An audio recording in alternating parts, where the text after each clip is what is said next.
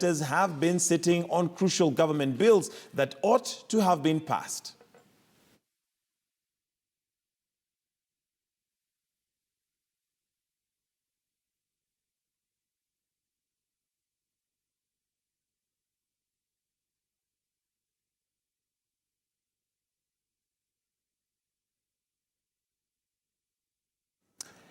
And we'd like now to talk to our senior political reporter, Patrick Amimo, who is going to be at Parliament. And Patrick, well, the Kenya Bimetal Parliament will this afternoon adjourn indefinitely after transacting normal business for the day up to 6:30 p.m. Members will be expected to take a break and participate in the election campaign to recapture their seats during the August 8th polls. The 11th Parliament will be remembered for passing some controversial bills based on the tyranny of numbers. Our senior political affairs reporter, Patrick Amimo, is joining us live from our town centre studio for more on this. Amimo, the 11th Parliament closing shop on a rather low score, isn't it?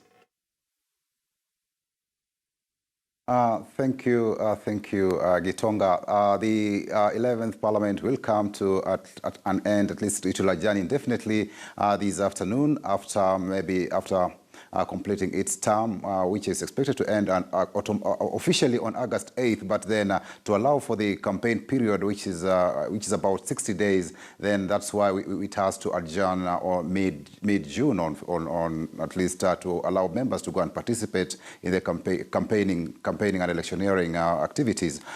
This particular parliament, we saw at least it had passed some controversial bills, like we remember the Security Amendment Laws Act, which was passed in 2014. We remember December 18th when we saw members in the National Assembly, at least some, also behaving in a disorderly manner, and we also saw even the Deputy Speaker, then Joyce Laboso, some water she was at least she was sprinkled with water after members of the opposition felt that the government side, Jubilee, was passing laws that were not favorable in that particular month of December 2014. It was 18th December, and we saw the next day the president assented to the bill, but then the matter went to the courts, and the High Court set aside those amendments, and then because they were regarded as unconstitutional and were not for the good of the country.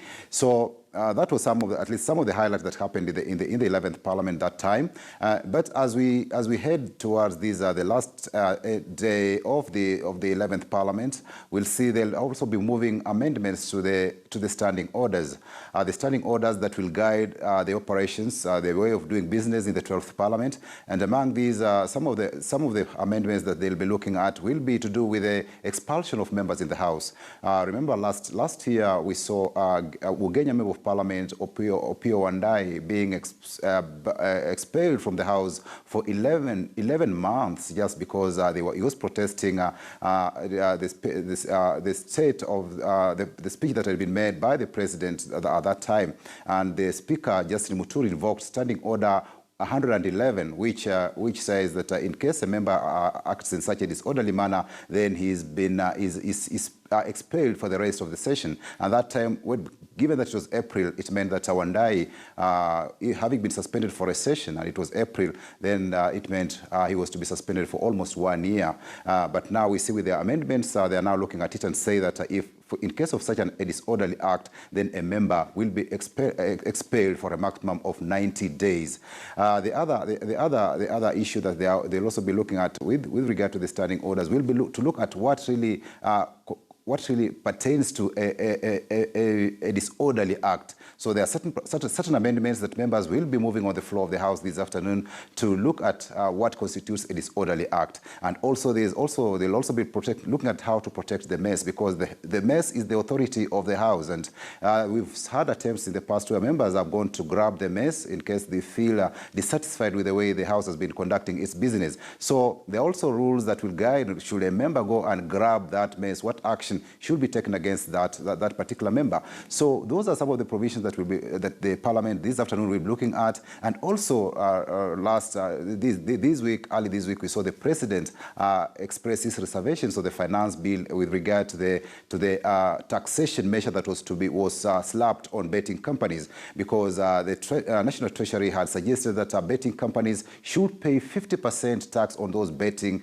on the betting returns, or the money that is earned from betting, and the betting companies also submit 50% of their returns. So that matter came before the House, and members were very, they were against it, because also they accused the leader of majority of trying to sneak in amendments in that act without consulting the necessary committee that deals with that matter. So when the bill went before the president, he did not assent to it and set his reservations. So this afternoon, members will be looking at it, because the president wants the matter, that taxation on betting be put at 35%. But then in the bill, members of parliament have said that the tax should be 7.5%. We know very well the government is trying to struggle to get money that will propel it. You know, it's gotten into humongous projects, infrastructural projects that are costing billions of shillings to put up, and also is grappling with the domestic debt. So it's really trying to look at how it will feed its 2.6 trillion budget for the coming financial year. So these are one of the taxation measures that will help the government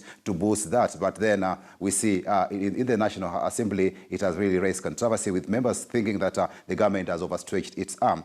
The other issue that maybe we look at the parliament, this particular parliament did not pass, was the gender principle rule, because in March this year, or in April this year, we saw the High Court give Parliament 60 days to enact the gender principle rule, which is a constitutional provision. But then the House, that provision, the 60 days ended on May 27th. But by that time, the National Assembly, or neither National Assembly nor Senate, had adhered to that order from the High Court. And then the orders then were that the House should be dissolved. Someone could go to the High Court and ask the Chief Justice to dissolve the House. But then, given that members were only just approaching the general election, I think that judgment was a futile effort, or maybe or interpretation for the High Court, and members did not take it seriously. So I think with regard to the gender principle rule, that is a matter that